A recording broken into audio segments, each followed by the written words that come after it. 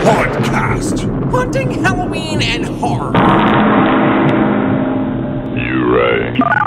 Interviews with haunting gurus. It's Baker, and I'm kicking it with Shawn and Matt of the Halloween Haunted House in Hudson, New Hampshire. What's up, guys? Hey, what's going on? What's on, man? Thank you. Oh, no, my pleasure. My pleasure, as we say down here in Massachusetts. It's my wicked pleasure. So, as I'm too lazy to pull up the Maps app, whereabouts is Hudson located in New Hampshire? We're right next to Nashua, right next to Pelham, New Hampshire, and pretty much on the Mass border. Okay.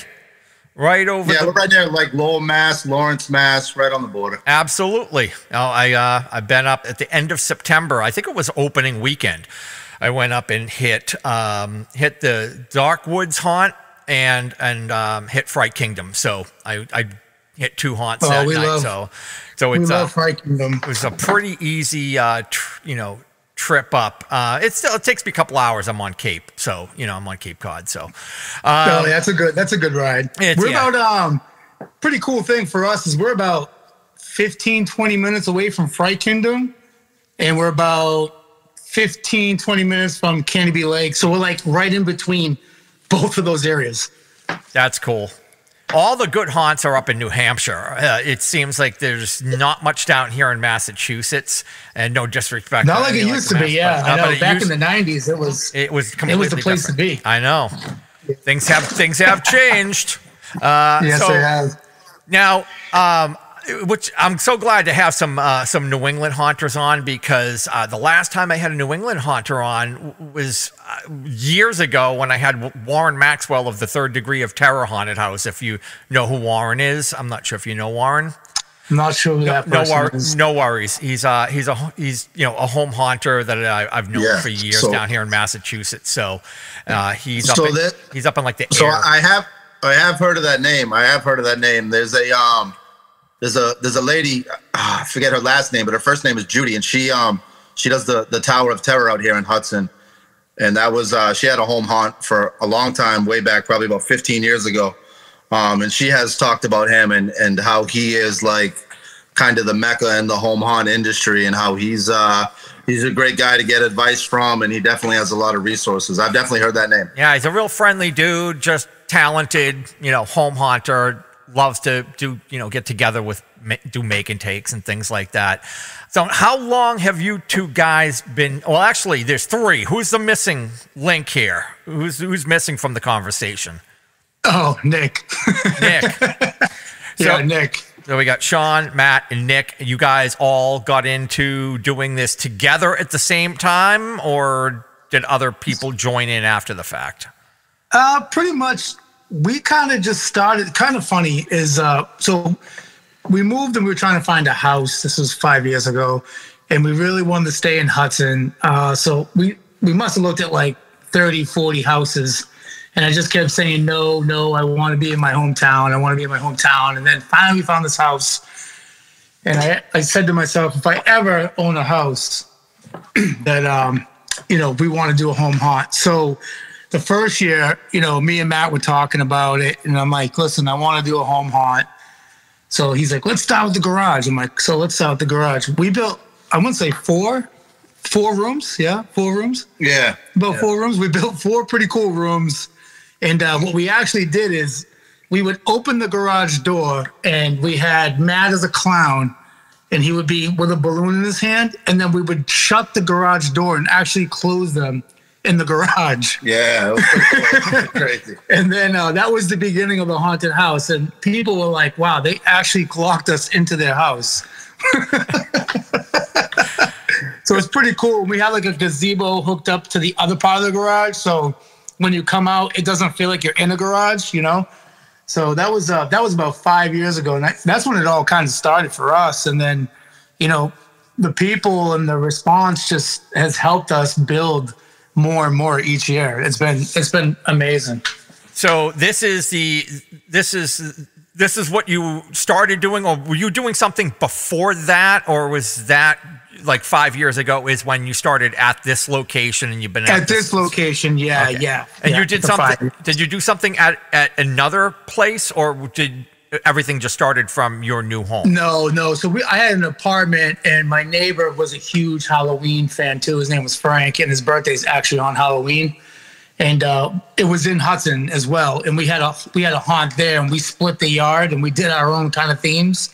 And we did that for 5 years too on top of that. And we were well known for that. So going back to that conversation is like, we didn't want to leave Hudson because we already had those, dedicated people that came to us. And then we were trying to get the word out that we had bought a house, but it was during the whole COVID thing and massive craziness and chaos. So we honestly didn't even know what was going to happen that year because, we were like, well, COVID. And then, we did hundreds of people and we couldn't believe it. It was pretty great. It was awesome. Okay. So you started out with kind of the garage thing, and then it expanded out from there. Now the entire haunt is outside. Is everything outside? Yes. Yeah. Everything is outside. Everything is outside, and everything is made out of pallets. Everything. You gotta love those free pallets, man. Oh man, you have no idea. Does cut your build costs down dramatically. Oh, yeah. I'll tell you the amount of time and muscle and back and forth with the trucks to get 8-foot pallets is a lifetime. Does everything is everything up year round, or do you have to tear the whole thing down and put it back up every year?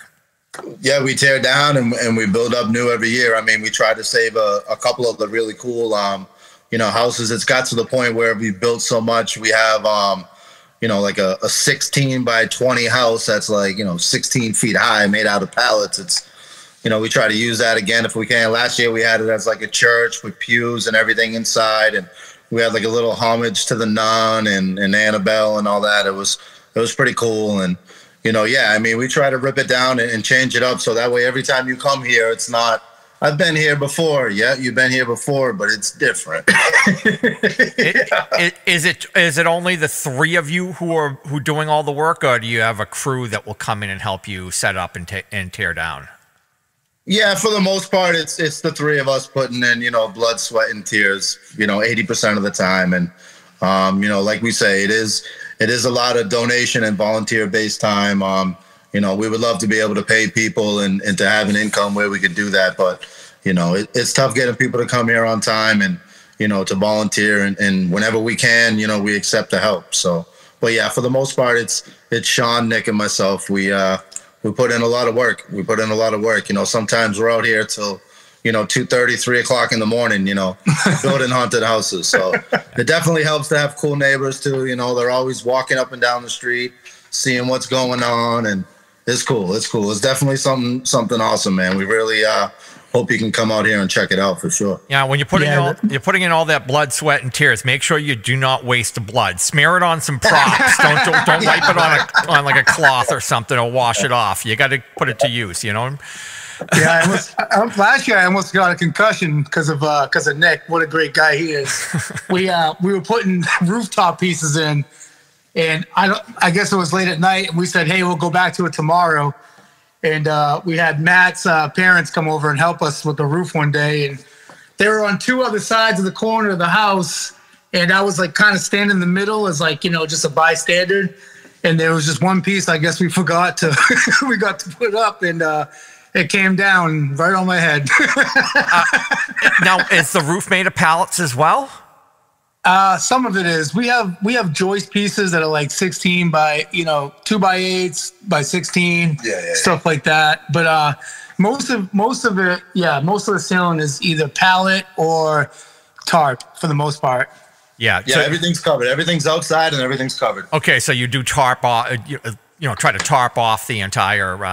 Is it a maze? Is that kind of how it's set up, or is it just like a hallway that leads you down to a room and then that leads you to another room, or how do you guys set the whole thing up? We're all over the place. Yeah, so basically, like Shawn said earlier, to tie back a little bit, this goes back to kind of when we were kids growing up. There was always this one haunted house in Hudson, man, and it was awesome. Everybody would come from all around after they'd done trick-or-treating and go. And, you know, we've had kids now and we've done the trick or treat thing, and there's nothing like that anywhere. You know, now it's Spooky World. Now it's all these places that want to charge people an arm and a leg. And there's people and families that can't afford $300 to take, you know, all the kids to go have a good time. So we kind of built off that, and we said, let's do it. We're going to do it the biggest, the best, and it's going to be free. And that's what we do. So, but we got to the point where it's, you know, we try to have a big main attraction, and then in between each attraction, you know, we have a couple hallways, a couple zigzags, a couple jump scares in between. But yeah, we try to have like 10 really large attraction rooms, and then in between that, we have like a little swamp area. We have a dark room, a couple cool hallway mazes, you know, little claustrophobic areas, like stuff like that. But yeah, we try to always deliver the big wow factor at least 10 times throughout the haunt. Cool. You've got a lot of how much square feet, or do you have like a couple of acres of land? It looked like you had like a big open field behind your house, or maybe I'm mistaken, but how much land do you get to play with? So we got about 2 acres, but what we've been doing is we've been expanding, and we're right near the power line. So the wind tunnel that comes down the power lines has been knocking our trees down. So slowly we've been cutting trees down to get a bigger footage in the backyard. So Eversource actually came here last year and leveled the entire power lines, and the haunt was kind of like on the egress line kind of, and we didn't know that.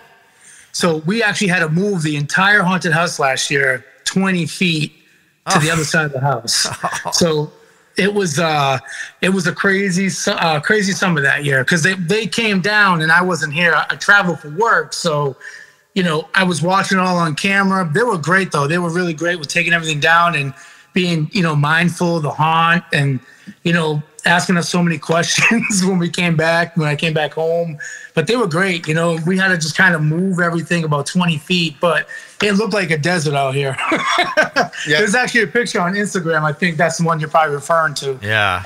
Well, so explain some of your big wow factors, your big rooms. You have a dark room, right? Yes.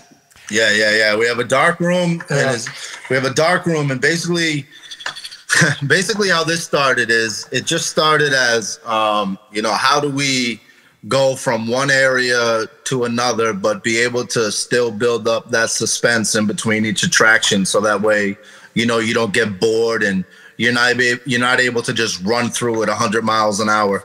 So we have areas where you go for about, you know, 12 feet, and then you take a sharp turn and you go back the other way and you zig back the other way, but all the walls are like that black mill plastic where you can't see nothing. It's dark.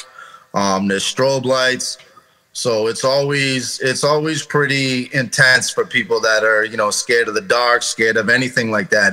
It's definitely intense. Even for us, it gets a little crazy in there sometimes, because we're right on the power lines, like he says, and this is New Hampshire. There's coyotes, there's animals. We'll be out there and we're like, what the hell was that? And you hear something running through the trees on the other side of the wall next to you, and we're like, hopefully it's one of the cats from the neighborhood. Yeah, not a rabid badger or something crazy. A honey badger. The pretty cool part too is the dark room. We use it like a fog tunnel for like the middle of the haunt, pretty much. And we blast fog through the entire dark tunnel, and it goes throughout the entire haunt. So we make it like a tunnel, and what it does is a lot of people in a dark room turn on their phones. Well, however, it's like having your high beams on in a fog. So when you turn your high beams on your phone, per se, when you turn that light on your phone, it's worse. It's worse. Yeah, so, and then you have to shut it off because you realize it's worse, and then you just blinded yourself even more. Yeah. So now you're even more blind than you were when you first started in the dark room. Yeah. So it's a pretty cool effect. And I'll tell you this much. We've had people get lost in the dark room. Yeah, this one lady brought her little dog. She brought her dog and she came out of the haunted house and she's like, I lost my dog. And then 2 groups later, someone comes out and says, hey, I found a dog in the haunted house. They were dying. Now, you also got you mentioned you had a swamp. Is that a laser swamp that you guys are doing? Yeah. We've made the swamp. I'm gonna say this is our third or fourth year. Yeah. And we've made it different every single time. We've come up with different ways to make the swamp or make it go with, whatever attraction we had. So I think 4 years ago we had the witch house and we kind of had like a swamp witch kind of idea. Then the year after that, I want to say we did like a toxic swamp. Yeah. And that was pretty cool. And then last year, what we did is we made like a half wall. So it felt like you were inside and outside at the same time. So like we built the swamp so you could see the woods, but the fog stayed inside. So it looked like you were looking outside from a swamp view, walking around the swamp. Yeah. Basically what you do is we have like green lasers and we just kind of aim it right down, the middle of the hallway, level it all off, and you hit it with the fog. And when the fog comes up and hits the lasers, it feels like you're walking through like a swamp, or it's pretty cool. We got a couple ghillie suits. You can go up and down. There's times when, you've been standing right there and people walk by you. They have no idea you're there. Yeah. It's a pretty good scare. Oh, it's a great effect. And I've wanted to use it in my haunt because my whole haunt is kind of like a swampy, boggy theme. That's what I've seen pictures, man. That's really cool ideas you got going on. You definitely got to use the swamp. And the thing is here's the thing is I used to do a walkthrough, and then I was like, that would have been great because I actually had walls and had things, tarped off. And I tried to do it 1 year on the fly. Like we had a storm the night before. I tried to do it on the fly the next day, trying to set it up on Halloween day as I had like 100 other things to do. I do this all on my own. I have no help. I don't have partners. Yeah. I have nobody to help me. So, and I was trying to throw it up at the last minute, and then I got so frustrated because it was just not working and I just didn't have time to screw with it. So I said, forget it. I put it aside, and then I just never got back to it. And then the thing is, I don't do a walkthrough anymore. I can't deal with the walkthrough with neighbors and whatnot. So I just decided, and I lost I did have some helpers that would help me on Halloween night. Anyway, lost those people. So I was finally like, you know what? I can't really, as much as I'd like to do it, it's just hard for me to logistically pull off. And I can't have it, in a covered area. I can't do rooms in my driveway anymore. So anyway, nobody needs to know. I've actually talked about this too many times on this podcast, and other people have heard the story. So anyway, but they don't need to hear it one more time, as I already probably told the whole story another time. But whatever. But yeah, I would love it. I really need to figure out a way that I could come back and do it. And like just pull it off without having it, in a walkthrough, or just, I'll come back to it one of these years. I'm always getting so tied up with building these huge creatures that I'm like, everything else just takes the back burner anyway.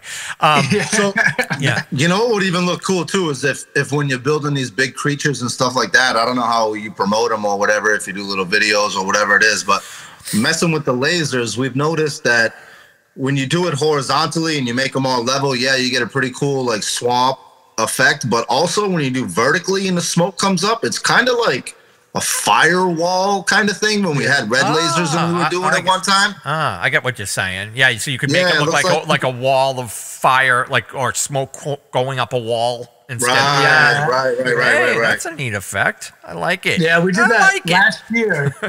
Last year we had our main attraction was the church, and the last room of the church was like Satan's lair, pretty much. Yeah, Krampus. We had Krampus in there. Yeah, and you go through a funeral home, and then at the end of the funeral home, you meet the devil, pretty much. Oh yeah, I'm sorry, not Krampus. Was it Bullfet? Bullfet, yeah. And what we did is we made an effect where we put a tarp on the ceiling, but we had like a fan that would kind of blow the tarp a little bit, and then we put a red laser on the ceiling, and it looked like when you hit the fog, it looked like you were upside down, kind of, and then we had the cross upside down with a light in it, and the effect made it look like you were underground, kind of. It was actually a really cool effect. Yeah, it was very weird. It was a really weird effect. Yeah, but it worked out pretty cool. Yeah, I'd like to see if you guys ever, if you do it again, shoot, just something off your phone, a little video, and post it up on Facebook. Give me a chance. That's our biggest problem is we build so much that like we keep saying to ourselves like we got to have one day where we stop like when we're done and like videotape everything we do because like we're like nonstop. We build, we create, and then it's like Halloween weekend and like we're on, it's like, it's production time. Like it's time to start doing things. And then like, all we get is the feedback from people and the videos that people took while they were here because we're just so busy. Yeah. We're always like, oh, we forgot. We forgot. Next year we got it. And then, we didn't have time. Yeah. Oh man, I know all about it, especially from doing this all on my own. It gets crazy. But you guys are doing something that's a hell of a lot bigger than what I'm involved in. So anyway, the scariest thing is we're getting bigger and bigger and bigger too, man. That's even scarier. Scary. That does. And the bigger it gets, the more headaches you'll have. Yeah. Now how do you guys like? What's your year look like as far as when you start building and putting things up and getting ready? Like when do you start your build process or working on props and things like that? So we pretty much start when the snow stops. Yeah. So what pretty much happens is as we're building the year of, we are already talking about what next year is going to be. Yeah, especially when we start taking down, we anticipate, all right, let's take this down and then we can move this over here. Yeah. It's always, and the plans never stay consistent. It's. I don't think there's ever been a year where we started with a floor plan that was the same floor plan that we ended with. Never. Yeah, never. Never happened. But we do start planning the next year during the winter is what we pretty much do. And we start building our maze. We get on a computer. We start our blueprint, starting our walking maze. What kind of software do you use to plan out the haunt? We use PowerPoint for the most, just to start the blueprint of everything to get it going, just to start the idea. And then something that we saw, which was really cool, Haunted Overload was using like popsicle sticks and toothpicks. They made this huge, like massive 4-story pumpkin thing. And when we were doing a church last year, I'm like, wow, that was a great idea. And we use popsicle sticks to kind of build our main attraction. And we make like a small scale model of it. And then we build with the pallets after that. Oh, yeah. So you're just using it as a model. Yeah. So we use the popsicle sticks kind of like a model to get our idea. So like we'll build our 4 main houses with like popsicle sticks and stuff like that to get an idea. I'll tell you this though, at the end, it's never the same as the model.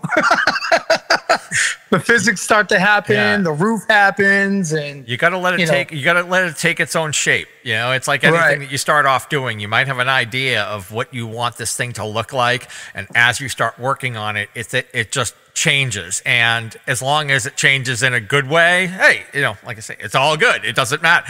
I've had many things that I've started out building, and next thing you know, I'm like, this wasn't exactly what I had in mind when I started this out, but I like where it's going, and I just, and it just kind of takes its own course. Yeah, pretty much. That's what it is. Yeah. Now, Shawn, you travel a lot, and you work on props on the road. I do, yeah. So I take clay and styrofoam heads with me on the road, and I sculpt all kinds of crazy monsters, and I scare a lot of the maids at my hotels when I'm on the road.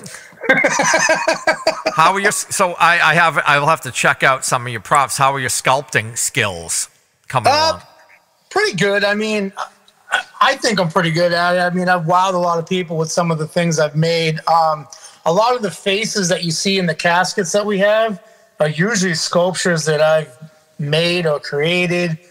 I haven't done it on a skeleton yet because I'm just too afraid, because I'm just so, OCD, and I'm a perfectionist. Like, I'll see like a slit and I'm like, oh, and like no one's like, you can't see that, and I'm like the one that's like, oh, you can see it. It's all about the details, Even in the haunted house, Matt will tell you, I'm all about the details. I'm like, we can't have the wires showing. You can't have the light wire fixtures showing. Like, they look at me like I'm crazy.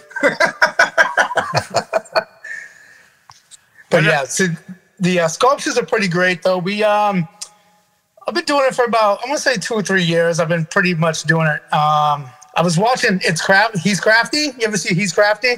YouTube channel? Is that what it is? Yeah. Okay. No, I have not, and I've watched quite a few YouTube channels, but I'll have to put that on my list to take a look at. Yeah, Eric's great. I actually, when I have questions, I'll actually direct message him.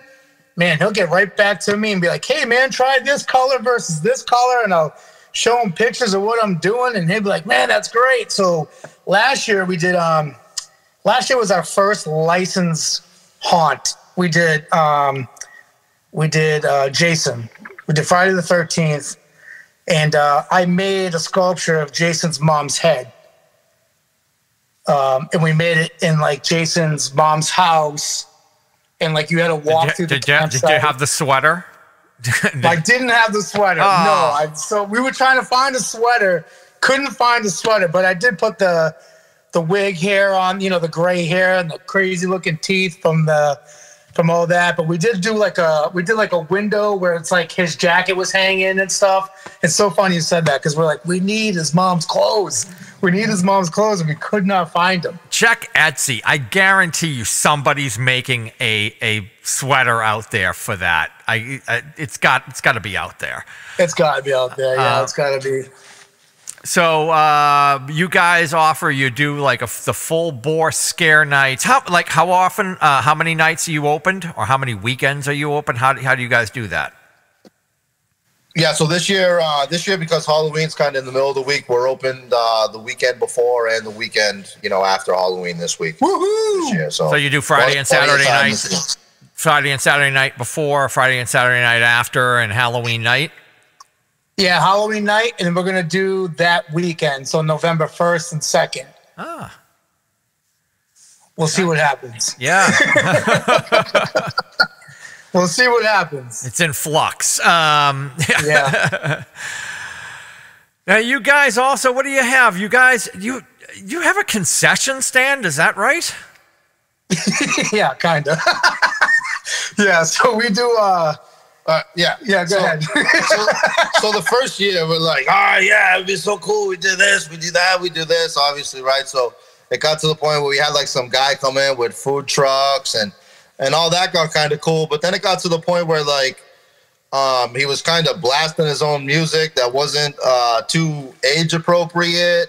And it got to be a little crazy. And then after that, we kind of just had somebody come in, and then we went with more of the charitable help kind of thing, where we have people and there are businesses that help support like cystic fibrosis and this and that. And I think last year we did something. I believe a little girl had some sort of type of cancer, unfortunately.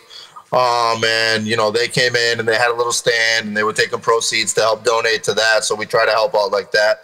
But yeah, like it gets pretty crazy when we do like 3,000 people in a couple of days. We have to have porta potties and concession stands and all that stuff. It's like a carnival in your front yard. It's incredible. Yeah, it's almost like a mini festival. Yeah, it's like a fair. It's like a fair. Yeah, it's crazy. Yeah, it's pretty wild. We have a porta potty donation every year, and they've been amazing. Powerhouse has been absolutely amazing for us. They drop off 2 porta potties, sometimes 3 porta potties a year. Yep.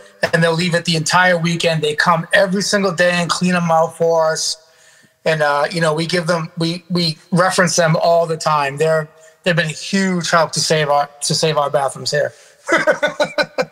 So the town's supportive. You don't have problems with people like neighbors, the town, anything like that? No, they love us. That's great. They love us. We have the Hudson police. They come by and they they pass out candy in line, and we have a pretty good, I want to say like a mile stretch, like where everyone can park on the right hand side because of the power lines, and we're right behind Smith's Farm. So we're right behind a farm, and there's like a good, I want to say quarter-mile parking that people can park, and then all the neighbors from all over come down to the house. Yeah. And they watch us all year. They're our biggest supporters actually. They love what we do. They hear us at night and they come by and they'll be on a walk and they'll come and see us in the yard and be like, "What are you guys working on this year?" Like, "Oh, you can't tell you everything." So sometimes we build kind of like a wall so you can't see what we're doing, but you can see the lights and the flashing and the sounds, and almost like construction coming soon site. Yeah, you got to leave it up to their imagination. You got to build some suspense. Yeah, sometimes we even say, "What do you think's back there?" You can't let them peek behind. There's no peeking behind the curtain. That doesn't happen, next year man. they're going to know for sure. We're building a 2-story pumpkin in the front yard this year. So yeah, the entrance, you're going to walk through a giant pumpkin head. Yeah. How are you guys building that? Oh, man. So we were contemplating thousands and thousands and thousands of ideas, and we're like, what the heck? It's got to be able to withstand the temperatures and outside, the elements and this and that, and we don't want it to blow away. We don't want nothing to break. And we came across an idea where we got a pretty good connection with, they're basically like giant styrofoam blocks. They're like 17 by 15 by 15, so it's a big cube. Yep. Mm-hmm. We probably have about 350 of them. Yeah. Nice. Where'd you score those? So we got those from like Tractor Supply places and stuff like that do a lot of big like cargo shipping. Mm-hmm. Yeah, and a lot of them they have to recycle them, and it costs them money to send them back. So yeah, this would be by far our biggest, I want to say, entrance. Yeah, probably that we've ever built. Until next year.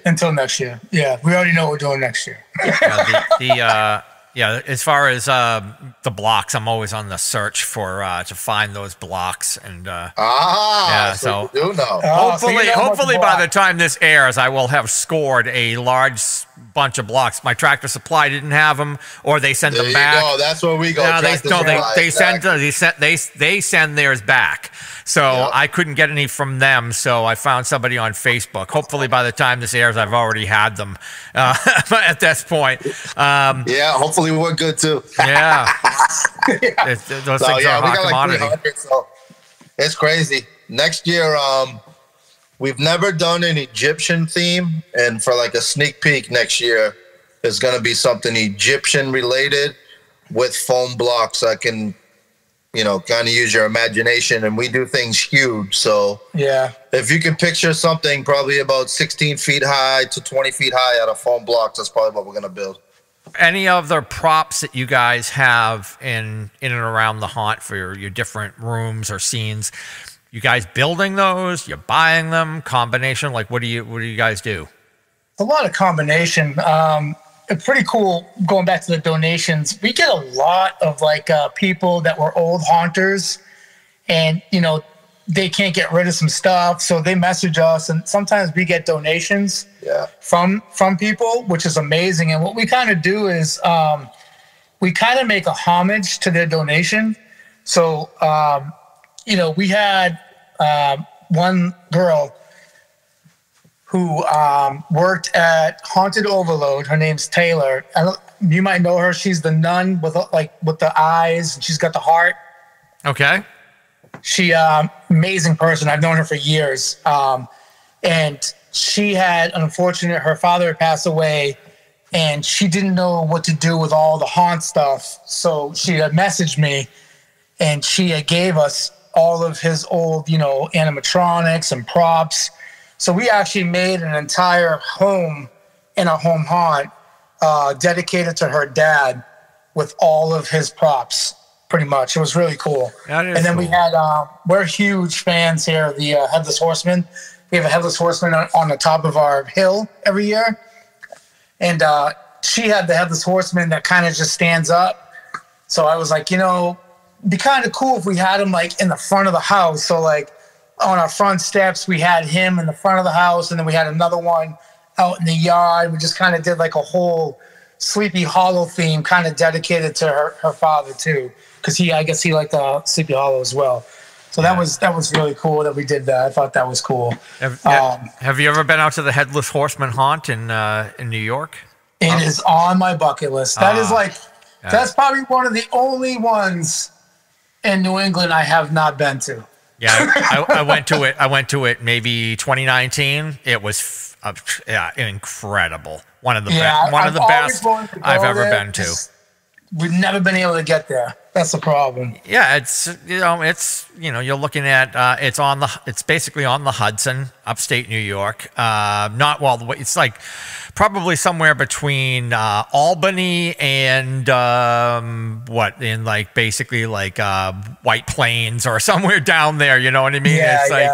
Yeah, it's it's kind of near not too far from Fishkill, I think, if I remember correctly. But, oh, man, it is worth the trip. If you get there, it will blow your freaking mind. It is outstanding.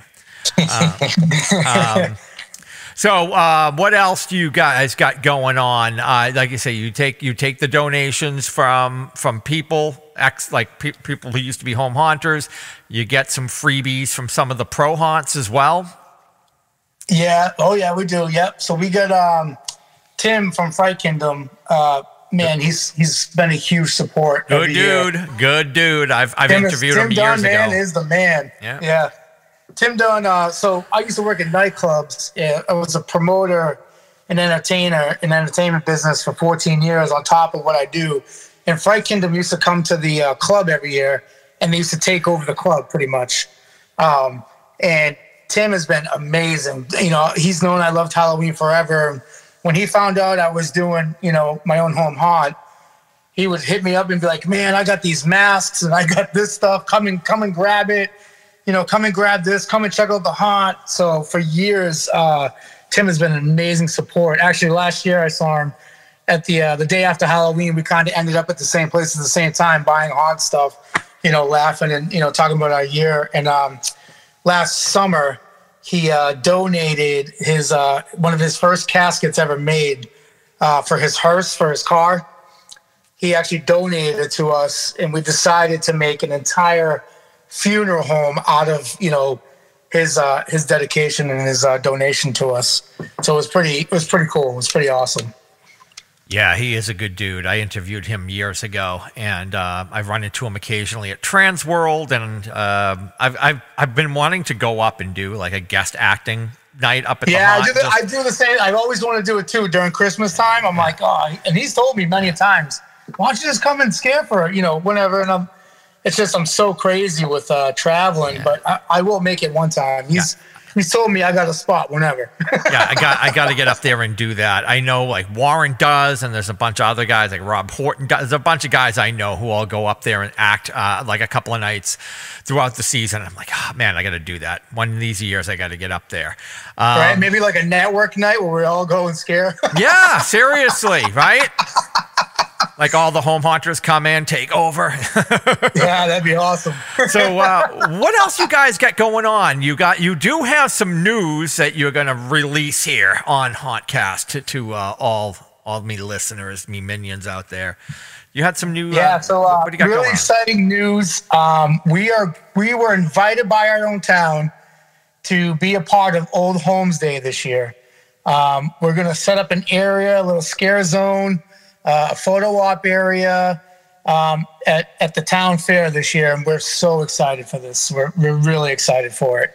We're going to work with our friend Brandon, who does a detailing company here in Hudson, and he wants us to work with him as well. We're going to have kind of like a setup tent where they got their cars and detailing, and then we have our haunt on the other side, and we're right near the old Hudson house, pretty much is what it's called. Yeah, the Hills Home. Hills Home, yeah. And, it looks like a haunted house by itself. It does. Yeah, so us being right next to it is going to be absolutely amazing. Absolutely amazing. So we're really excited for that. that's huge for us. And it's a lot of publicity. It's being, anytime you're invited to a big, town event like that where they take time out and they promote themselves to have an event for the community, and we can be a part of that and just kind of show them what we can do as entertainers ourselves. It's pretty cool. And we have a couple cool ideas that will kind of maybe generate a wow factor if we can do it. So we'll have to see with that. That sounds pretty cool, man. And now that you guys did say you did like 3,000 people last year. Is that about right? Yeah, about 3,200 people in 3 days. Yeah, I mean, how much more can you handle? That's the question. That's a lot of people. That's why we're gonna try to open the week before Halloween this year. That weekend, we're gonna try to do 2 weekends, so it's not so crazy. But hey, we appreciate the people that wait 2 hours. Yeah. The wait to get into our haunt is about 2 hours, 2.5 hours, and that's why we do the concession stand. We do photo op areas where they can take pictures and stuff like that, and then we got line scarers. It's no joke, and it's not no 3-minute haunted house. I mean, I think last year when we had someone go through with a timer and they were actually part of the whole thing, I think it took I want to say 18 to 20 minutes start to finish to be able to walk through the whole haunt. So it's worth it. How many actors do you have? It fluctuates. I mean, just like on a ballpark. I mean, on average, what do you usually? 12, yeah, 12. 12. We need at least 12, yeah. We plan for at least 12, more the merrier. We won't build the haunt bigger if we don't have enough scares, because that's one thing we've noticed. Is it's good to have a cool room, but if it's empty, it's not worth having the room. Yeah, it's pointless. Yeah. How do you find your actors? Friends and people that are as crazy about Halloween as us. Yeah, we've had some people that neighbors. Neighbors. We've had some people that used to have their own haunts in Hudson, and now they're like, man, they came to our haunt, and they're like, how can I get a part of this next year? Yeah. And then to top it off, this year at the Old Homes Day event, we're gonna actually have a volunteer list for kind of like a small little interview and see if someone would like to help out and stuff like that as well. So what are you unleashing that's all new this year? We're doing an entire theme, and our second licensed house this year is going to be Freddy Krueger. We're going to do an entire boiler room with a house, and we're going to make it as insane as possible for a home haunter to do when you walk into Freddy Krueger's nightmare, pretty much. So we're coming up with crazy ideas. we're trying to see which one's going to work best. Just know that it's going to be bloody and it's going to be a little gory. Yeah, but it's going to be amazing. Right now, we're kind of in the process of seeing how much weight it takes to propel a 220-pound person from the floor to the ceiling within a couple of seconds. Yeah. You using one of those bungee deals? Yeah. We're pretty much what we're trying to do is there's a scene where Freddy Krueger drags a girl onto the bed, and then all the way across the wall and the ceiling. And we thought it would be cool if there was a way we could remake that where a person can actually climb on the wall and on the ceiling and come back down. So we're testing it out. It's starting to work, but it's definitely a wow effect. And it was something that we thought would be just like something you wouldn't see in a home haunt. So more coming soon with that. And then we're going to try to recreate the bloody waterbed scene as much as best as we could. Yeah, so we're working on a few different ideas. Yeah, we got we always do something with clowns and some sort of butcher related stuff. We got a really cool big top idea that we're gonna unleash this year. We got a pretty cool big top. But yeah, the Pumpkin King. The Pumpkin King. But I mean, as far as thing that is got to be above and beyond, it's going to be the Friday the 13th Freddy. So last year we did the Friday the 13th. I mean, we did Jason last year. we did like Camp Crystal Lake and the bunkhouse with the little campers. And so Sean's daughter does like dance. So a bunch of the girls from dance all came over, and they all had like Camp Crystal Lake, and we had a whole bunkhouse, and they were in sleeping bags. And, you know, Jason came in with the knife, and they started running everywhere. It was pretty intense. Yeah, it was pretty intense. There was a lot of killing going on. Everybody loved it. That was Sabal Dance Academy, pretty much, from Hudson. It was great. Yeah, it was my daughter's dance, where my daughter dances. And we had two or three Jasons. We had one in the house, and then one in the campsite, and then one in the bunker house. And it was just a bloodbath. Yeah. And we said we can do the same thing with Freddie and just make it even crazier. Yeah, so it's gonna be interesting because we're making a maze inside the Freddie house, where you can always see Freddie, and Freddie's always around you. Yeah. But you can't get to him, but he can get to you. So it's going to be... Yeah, it's going to feel like you're walking in like a house and down a hallway, and you have the feeling like somebody's in between the walls on the side of you is what we're trying to create. Yeah. Hey, I appreciate the ambition, guys. Yeah. Exciting. I hope you can pull it off. Yeah, I think we can. We always... You know what's crazy is we always come up with a wild idea, and then like we outdo our wild idea, and then we're like, I don't know what we're gonna do next year, and then we outdo ourselves again the next year, and it's just like, wow, we did it again. Is there anything else you guys can tell us about the Halloween haunted house in Hudson, New Hampshire? Anything else you guys want to throw in there about the haunt? Yeah, so one thing that we introduced a couple years ago, we were kind of brainstorming one day. We do a very special night for kids and also for adults that are a little chicken. We do a no scare night. So the no scare night, we're like, oh, we don't know if it's going to be a good idea. Let's see what happens. We'll set it up, for an hour or two. Next thing you know, the line for the no scare night was bigger than the line for any other night we did. And we're like, oh my God, this is crazy. We have to bring it back. Yeah. And it was awesome. There was so many kids and so many people that were just like, oh, I'm not too brave to come when it's dark and the lights are going crazy. And, it was pretty cool. It was great, man. And it was like, wow. I want to say we probably had like 600 people, 600 kids just in that one time we did the no scare. Yeah. It was awesome. It was awesome. Between 2 and 12 years old, maybe?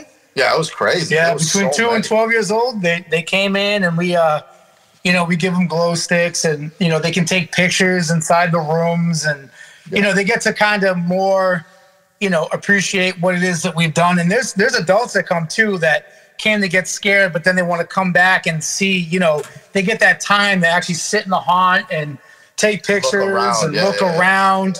And then, we greet them at the door and say hi, and, we get their feedback, and, we love the feedback, and say, hey, what do you think you like more? Or, what would you like to see next year? And it's kind of like our one-on-one time with our fans and followers who have helped us get where we're at now. Awesome. You guys were easy. I didn't have to do a whole lot of talking. Usually I talk way too much in these interviews. Nice. I can feel the enthusiasm coming right through the microphone and through the headphones and all that. That's what you get from Massachusetts and New Hampshire, right? I know, right? I'm constantly going. I constantly listen to interviews that I do, and I'm like, I gotta talk less. I gotta let them speak more. I'm talking too much. Nice. So that's awesome. I can't really. Do you have any other? Just as we kind of wrap things up, are there any other not pro haunts? Are there any other home haunters around the New Hampshire area that you're aware of? There are some. I just always forget the names. I don't mean to be rude. No, that's okay. There is Scare New Hampshire, and they are in Nashua, New Hampshire, and they do a donation, and they also do costume donations for kids who don't have costumes. They're a great foundation. They do a lot of great work. There's one in Derry. I don't know the name of it off the top of my head. But I mean, Yeah, I'm trying to think. I'm trying to think. No, We're it's just okay. so knee deep on our own stuff. You know what? If you come across anything, just shoot me a text. I need to get more home haunters from around the New England area on the show, and that I can actually get out and probably catch at some point. I know it's hard with me doing my thing, but you got to check us out. We'll try. I'll do my best to try to get up there. Like I say, I did go up there last year to the 2 pro haunts, and if you guys haven't gone to the Dark Woods, if you heard, that's only, I think it's in Milford, maybe. It's right near. It was only about like a 20-minute ride from Fright Kingdom. I think it's fairly new, and it was really well done. It was really well done. It's worth going to.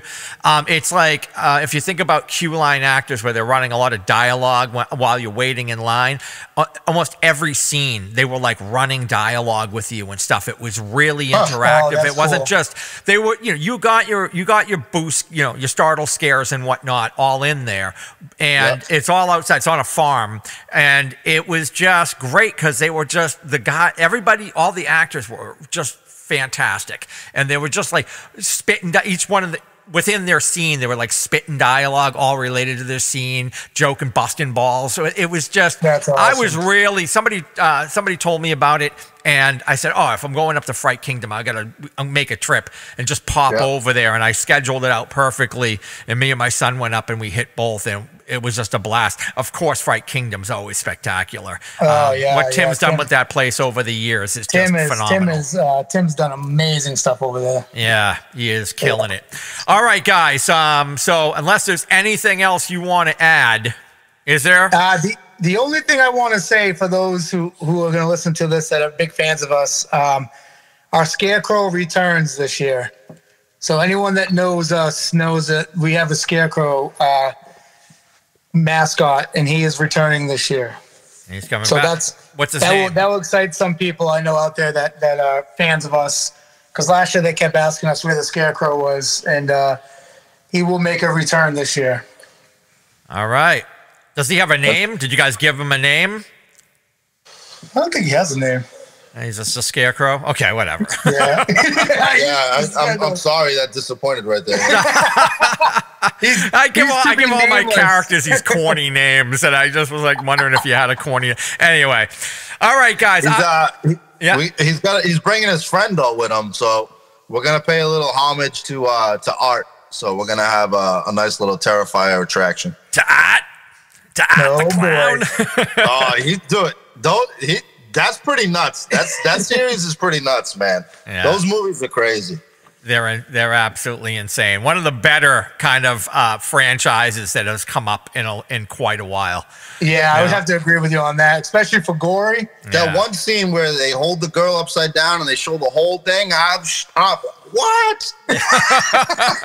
Crazy. That was over the top for sure. For sure. All right, guys. So what is your favorite character to dress up as for Halloween? Oh, I don't do IP characters at all in my haunt. Like, I don't do anything from movies or whatever. I always do. I've got, like, the last couple of years. Well, I brought back this thing called Fang Face, which is a Be Something Studios classic mask from back in the 70s, early 80s, and they started re-releasing them. And I picked up one from either Trick or Treat or Zagoni Studios. Nice. Be Something Studios is now Zagoni Studios. If you know anything about masks, doesn't matter. But, Zagoni's got some great stuff. So Zagoni. So I picked up a Fang Face, and I brought him back because I used him when I started home haunting around 79, 1980. Like, that's how far I go back. So awesome. That was the first year I ever did a so-called home haunt, if you want to call it that.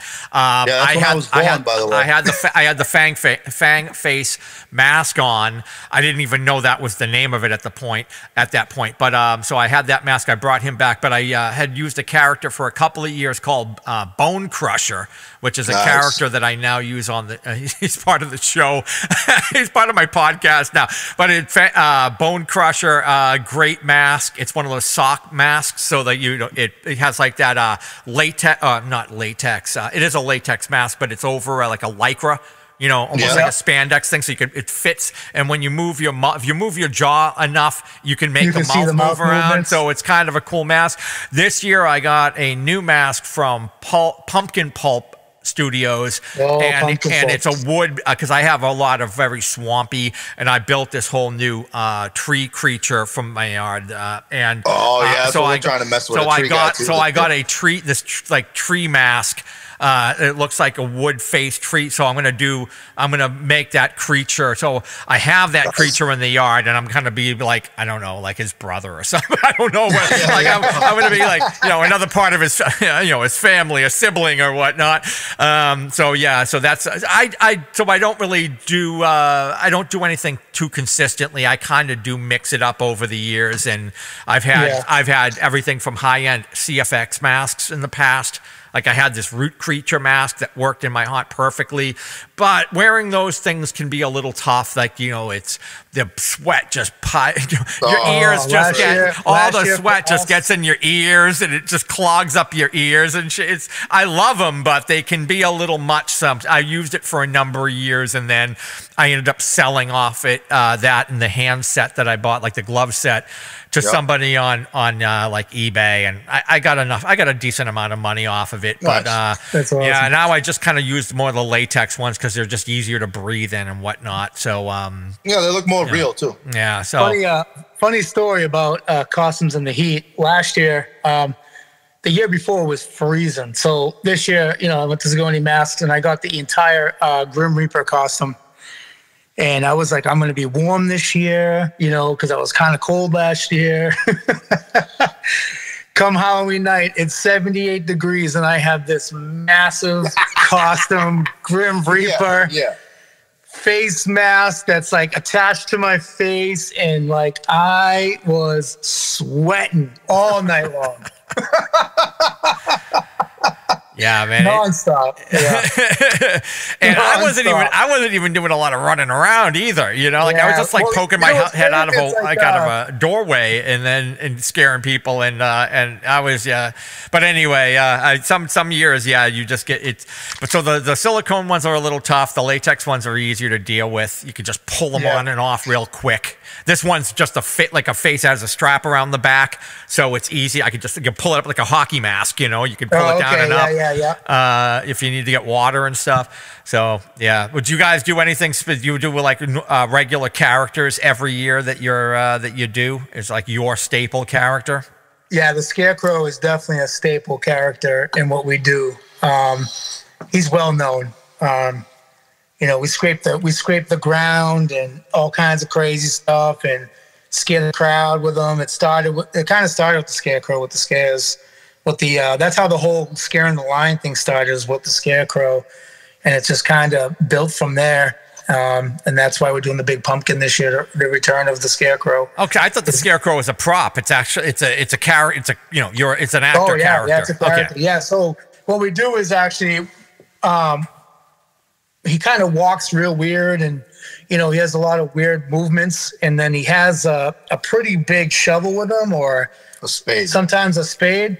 And what he does is he scrapes the ground and hits the ground, and scares the hell out of the crowd, because like there'll be sparks coming from the ground, and he runs towards everyone and scrapes the ground with the shovel and the scraper, and kind of attacks people in line, and it really scares the hell out of people when they're not paying attention. Nice. So this year is the return of the Scarecrow, and he's been planting a pumpkin in our front yard for the last 6 months. All right, guys. Well, I will let you guys get back to building, because I'm sure you got things to do. Oh, yeah. Yes, sir. And we'll have to try to make our way up there. Maybe this season I'll try to get my ass up to New Hampshire. And we'll go to check you guys out. I know it's hard with me doing a haunt, but we'll see what we can make happen. Awesome. All right, guys. Appreciate it. Take it easy. Thank you very much. Shout out to Hauntcast. Please follow the podcast. Give us a 5-star review. Stalk us on social media. Links in the description. And visit our blog page for more show info at hauntcastpodcast.net/blog. Until next time, stay scary. I got to warn you. You're doomed if you stay. Go. Go.